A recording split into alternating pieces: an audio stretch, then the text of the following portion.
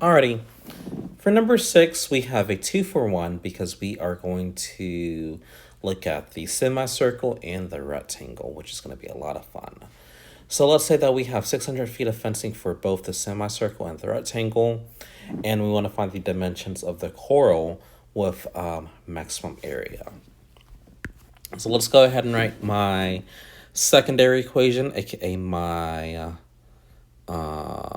perimeter. So it's going to be 600 is equal to x plus 2y, which represents my rectangle, and then my semicircle is going to be 1/2 2 pi r. Well, the thing is, I don't want r, I want it in terms of whatever I have right now. In this case, I have x. Since this is going to be in terms of x, this is just half of x. So now I have 600 plus x plus 2y plus pi, and then x over 2. Notice how I already canceled out, so I already simplified the 1/2 and the 2 right here. So this just goes away. I'm only left with this pi r, and we know that r was just x over 2. That should not say plus, that should say equals.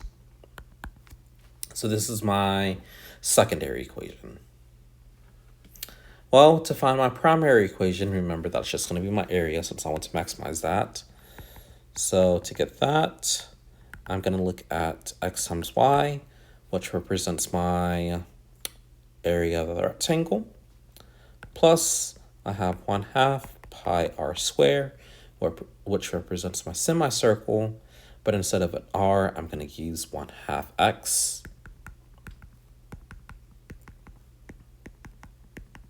I'm going to simplify that.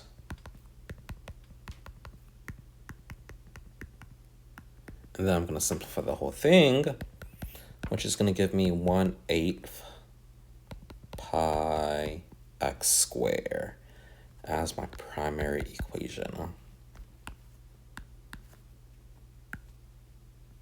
So I'm going to get rid of all of this. I have this right here.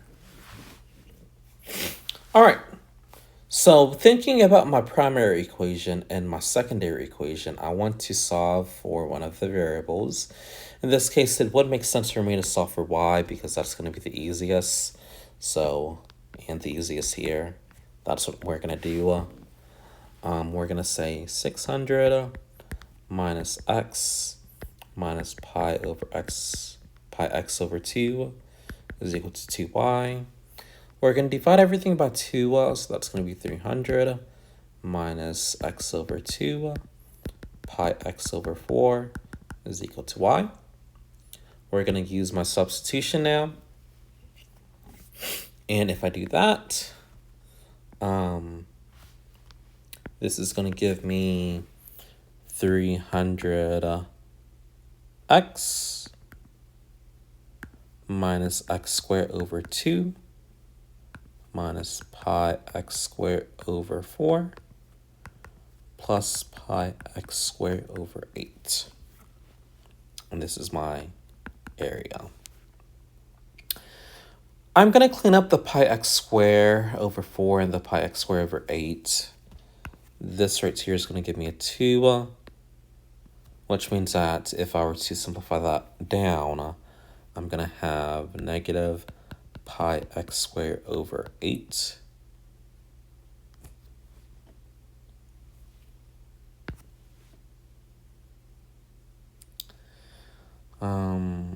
gonna get rid of that now. And then we are finally able to take our derivative with respect to x. So if I do that, I'm going to get 300 minus x minus pi x over 4, if I were to simplify that. All right. Now we're going to go ahead and find our critical number by setting this equal to 0. I am going to subtract 300. And while I'm doing that, I'm also going to factor out an x because I want to isolate the x. Oops, that should be plus. So now I have negative 300 is equal to negative x, parentheses 1 plus pi over 4.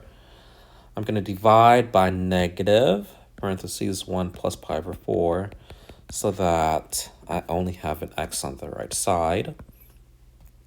I'm going to simplify that, so that's going to give me 300 over 1 plus pi over 4 is equal to x in terms of my critical point.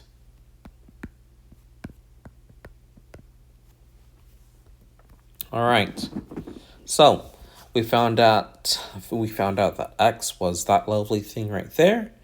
So what we're going to do to find y is plug this back in to get my y value, and then that's going to give us our dimensions. So that's going to give me 300 minus, let's see, 150, 1 plus pi over 4, minus, let's see, pi x.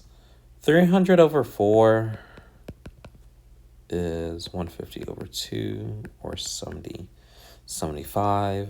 So I'm going to have 75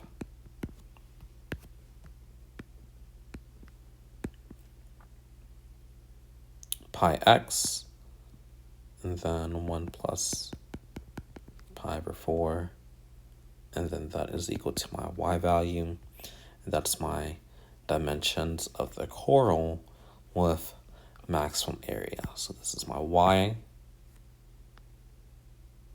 lovely thing, and this is my x, lovely thing. Now, what I didn't do, like I didn't do with number 5, because it's 114 right now, is my little sign chart. So you always want to make sure that whenever you do your sign chart, it is going to be a maximum area. So do that for practice just so that you have it. But this is going to be the end of optimization.